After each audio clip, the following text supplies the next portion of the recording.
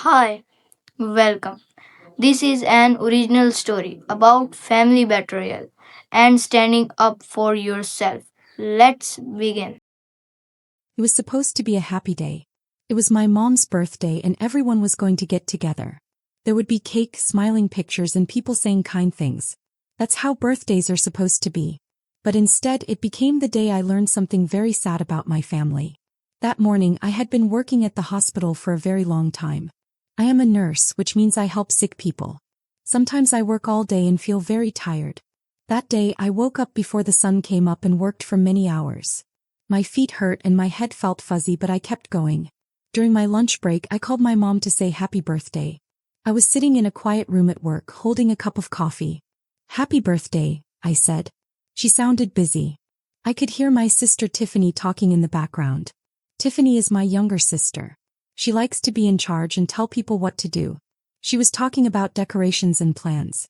They told me not to worry about my daughter Mia.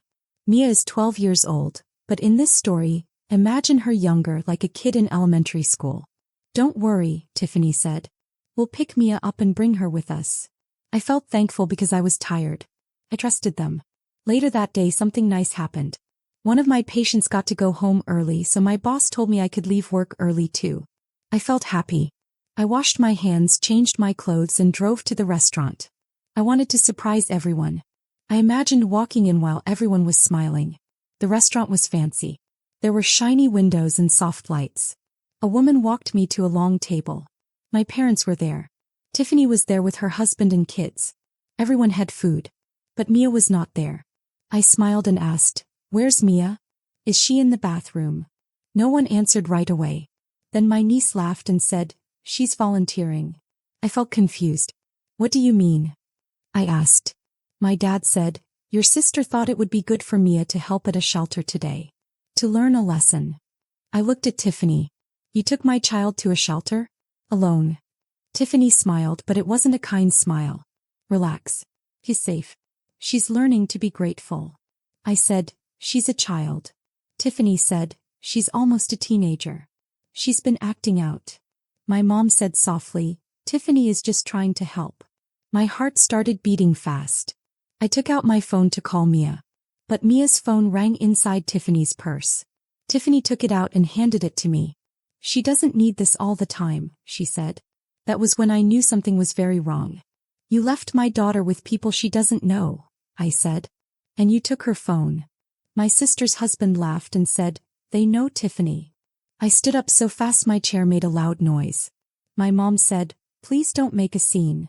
I said, "Too late." I walked out. Outside the air was hot. My hands were shaking as I drove. I was scared. I kept thinking about Mia. I didn't know where she was or if she was okay. I drove to the shelter. It was an old brick building. Inside it smelled like soap and crayons. A woman at the desk looked at me. "I'm looking for my daughter," I said. "Her name is Mia." The woman looked relieved. "You're her mother? We were told you would come hours ago. She's been waiting." My chest hurt when she said that. She led me to a room with small beds and toys. Mia was sitting there holding her backpack, trying not to cry. When she saw me, she ran to me. "You came," she whispered. "I will always come," I said. She told me what Tiffany had said to her. That she needed to learn a lesson. That liking a boy meant bad things would happen to her. Mia was scared. She thought she had done something wrong. I told her, "You did nothing wrong. Nothing at all." We went home. That night I couldn't sleep. I kept thinking about Mia sitting alone, waiting for someone who should never have left her. I realized something important. This didn't happen just one time. My sister had always been treated like the special one. I was the quiet one. The helper. The one who fixed things.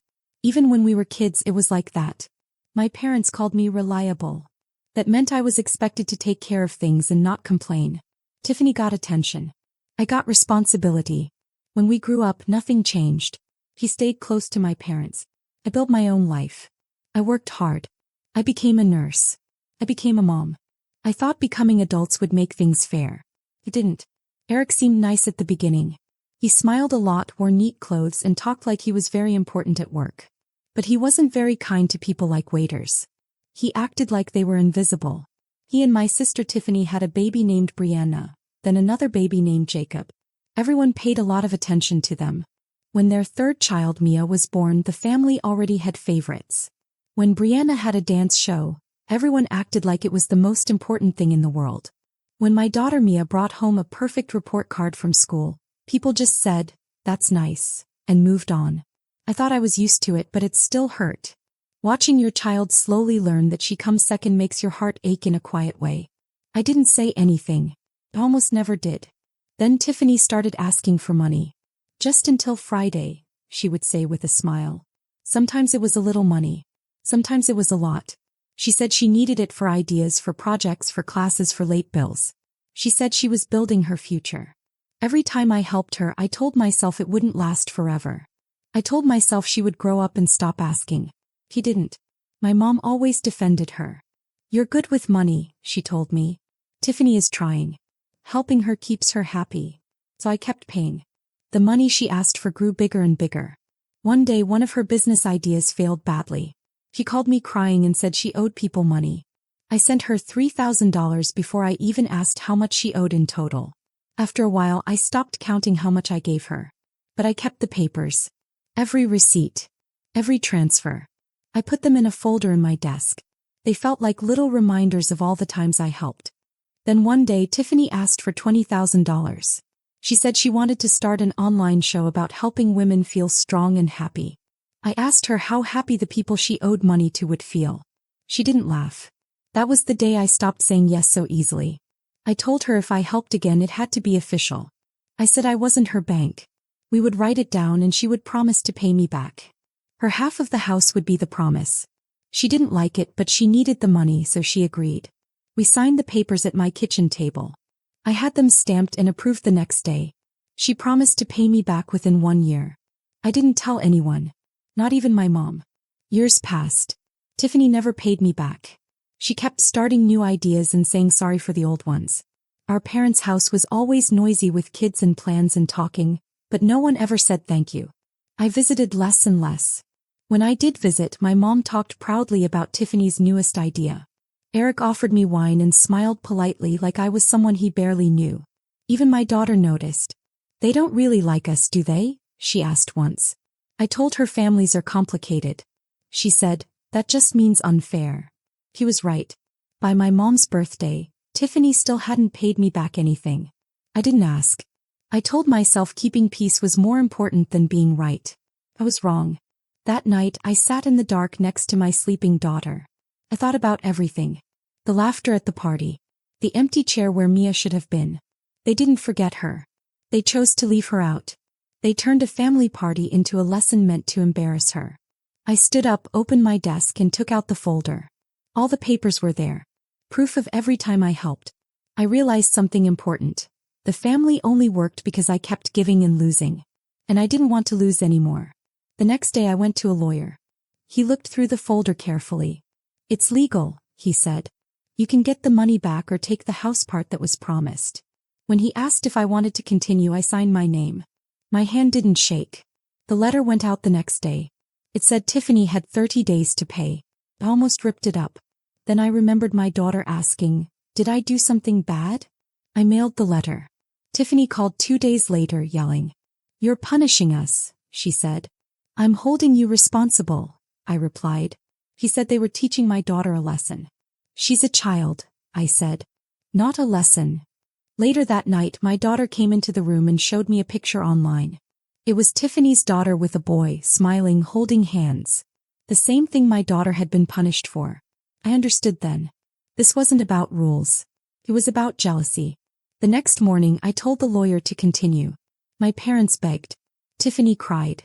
Eric threatened. I stayed quiet. Every night, I listened to my daughter sleeping and reminded myself why I was doing this. I drove past their house once. It looked warm and happy. I didn't stop.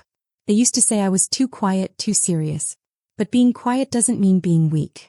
Some things don't disappear just because you ignore them. Some debts don't fade away. They wait. And one day they come due. The first time I saw Tiffany's video, I almost laughed. She was sitting in her car, crying with black lines from her makeup running down her face. Her voice was shaky, like she was sad, but also like she practiced being sad. My own sister is trying to steal our family house, she said. She lied on papers. She took advantage of my kindness. And now she's ruining everything our family worked for. The title of the video was written in big red letters. My sister's betrayal. That was very much like Tiffany. Everything she did had to look dramatic like a movie. Lots of people watched the video. Family members, old friends, people from her old jobs, even strangers who didn't know us at all. I read the comments even though I probably shouldn't have. Some people said Tiffany was brave. Others asked, what about the sister's side of the story? I didn't answer any of them. Instead I called my lawyer. Can her video mess up the case? I asked. He said, not unless the judge is watching her channel. That made me laugh for real. A quick sharp laugh. Sometimes laughing is the only thing that helps your body calm down. The next day Tiffany posted another video. More crying. More drama. Better lighting this time. Then my mom posted on Facebook, family is forever no matter what some people think. My dad shared it and added a thumbs up. Our family was never very quiet about things. My daughter Mia saw it first. Do you want me to report the video? She asked. Her finger was already near the button. No, I said. Let them talk. Talking is cheaper than therapy. But a part of me still wanted the truth written down somewhere. So I made one post. Only 3 sentences. No fancy words. No hashtags. Since this was made public, my 12-year-old daughter was left at a shelter by her own family. I have every paper, every payment, every signature. Truth doesn't need a show. Then I put my phone down and walked away. The next morning the comments were wild. People were arguing.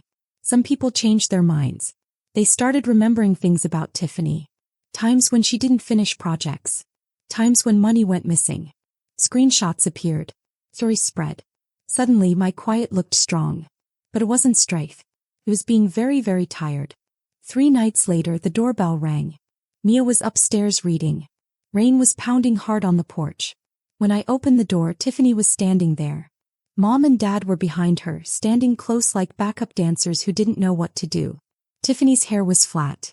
Her confidence was flatter. We need to talk, she said. I stepped aside but I didn't say, come in. They walked into the living room, dripping rain on my rug.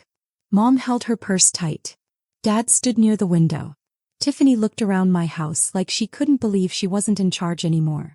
I talked to a lawyer, she said. He said you could take the house. Could? I asked. I will. Mom's voice shook. Allison, please.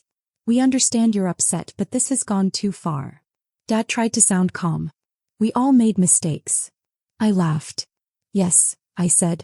Some mistakes come with legal papers. Tiffany frowned. It was just a lesson, she said. You're making it a big deal. You left a 12-year-old child at a homeless shelter, I said. She wasn't alone, Tiffany replied. She was scared, I said louder than I meant to. Then I took a breath and spoke softly. You didn't teach her a lesson. You showed her who you are. No one spoke. Mom started crying. Tiffany looked away. You made your point, Dad said. You don't need to ruin us. I'm not ruining anyone, I said. I'm taking back what I already paid for. They left soon after. The rain filled the quiet house. I stood there for a long time. Mia came downstairs. Was that them? Yes. Did they say sorry? Not really.